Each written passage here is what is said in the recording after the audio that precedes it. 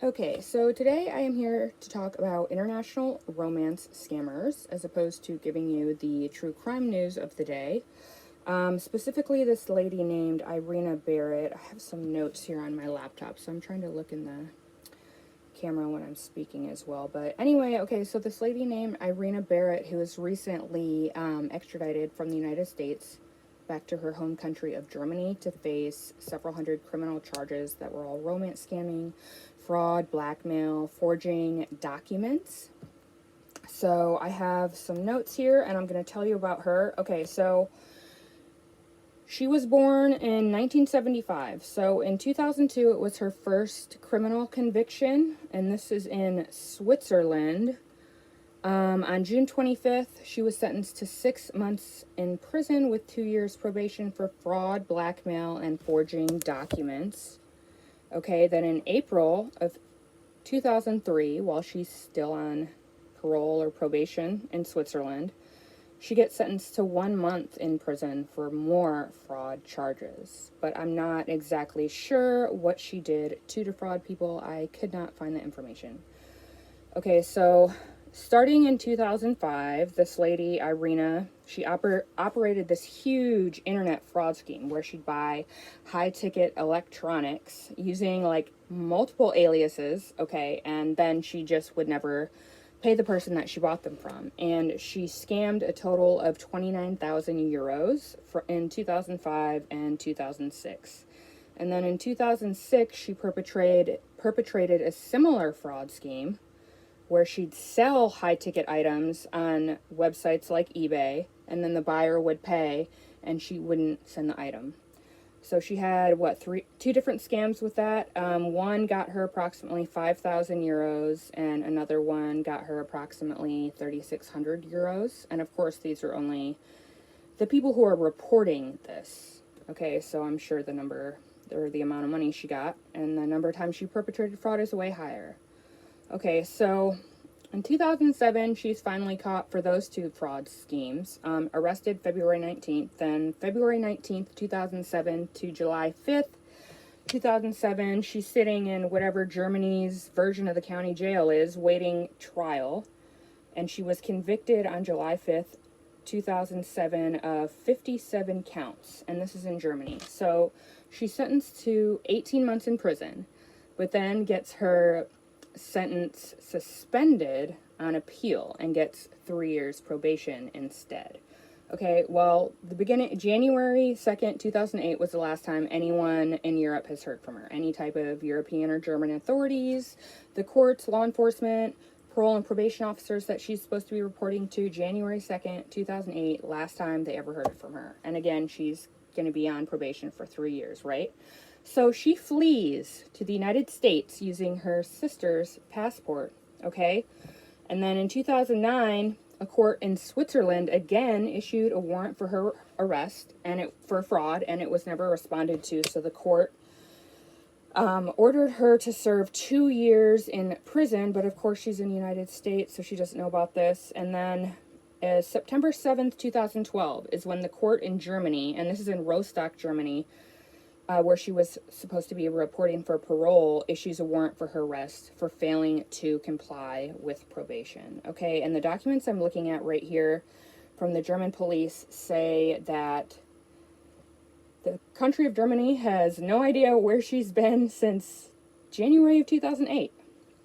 So then, it gets even crazier. So, February 4th in 2013, and this woman is living in the Tampa, Florida area, by the way, while she's on the run as a fugitive. Okay, so February 4th, 2013, she started this massive romance scam and money laundering operation online, defrauding a minimum of 154 people. So basically, what'd she do? She'd contact men on this German dating app called Jappy. She'd give them some sob story that she's like a nanny in the United States, but she, is a citizen and resident of Germany, and she's being sexually abused by the host father for the family that she's working for. And they're not paying her, and she needs money to get home, to get a flight back to Germany. she's talking to these guys and they're like, oh yeah, whatever, I'll give you money to buy a flight to get home, or they just give her money for whatever she would ask. And so what she was doing is she would say, okay, well, my friend owes me money. And she'd get the guy on the dating app to give her their banking account number, their routing number, and say, okay, my friend that owes me money is going to wire the money she owes me into your banking account, and then you can send it to me. Doesn't sound problematic or suspicious at all, I guess. So, and there's a list of victims here, and there's a minimum of 125 men that she did this to. Okay, well, the person that is her friend in this scam was actually an eBay buyer that she was defrauding. So she was defrauding people on eBay while running the romance scam, and she would sell like high-ticket electronics, like laptops, iPads, and shit to people on eBay in Europe, and they would funnel the money into this guy's bank account, whoever the victim was. And then the man would send Irina the money, and she'd take off on him. And a lot of times, she would get wired via Western Union. And so, what's it say here? I'm reading my notes. Okay, so this scam is going from the beginning of 2013 to the beginning of 2015. And during that time, she picked up 110 Western Union money orders using 54 different aliases and a different passport each time. So she was getting these men to send her money via Western Union, and she was also later on requesting that they send her Bitcoin or just like straight up cash in the mail, okay? So these men like that she was scamming were just unknowingly participating in money laundering, which is a massive felony. Okay, and then when she was picking up all this money at Western Union at grocery stores in the Tampa area, she have to have a photo ID, right, to get money from Western Union. Well, she was forging multiple passports using her photo and different names and dates of birth, and all the names are listed on here. There's 54 that I counted, but then, you know, in the investigation, law enforcement's looking at all this and found out these passports were forged because the passport numbers recorded by Western Union don't match any type of passport document in the world. Okay, so in June 14th, 2014, Irina starts talking to this other guy on a German dating app, and I call him JS, his initials. It's one of her victims, giving him the same story. She's this nanny in Florida, she's being abused, and she stole $18,000 or euros from this guy, and then transferred to her via Western Union, right? So then August 7th, 2014, this guy reports to police in Germany he thinks he was scammed.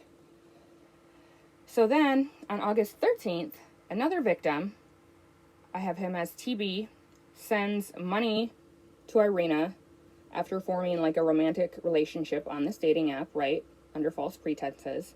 And he sends her a bunch of money via Bitcoin and ends up getting charged criminally with money laundering in 2015.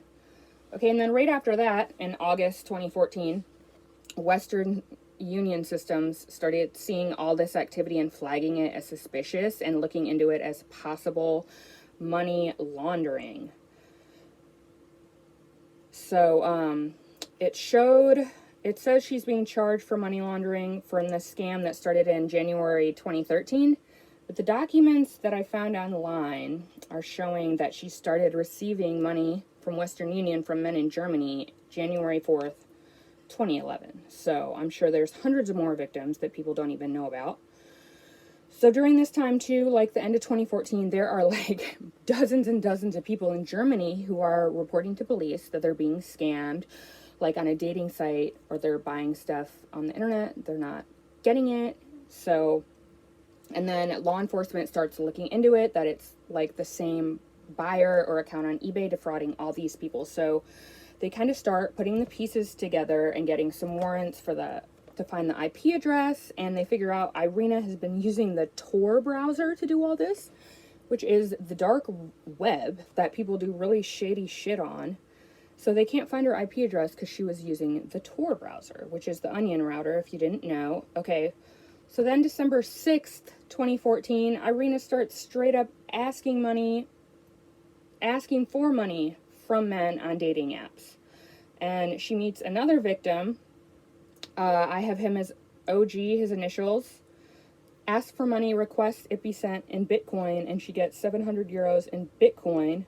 And then December 16th, a judge in Germany issues this court order for law enforcement to monitor this dating app account that has this name. It's like Melmouse or something. This is the screen name Irina's using to talk to all these men.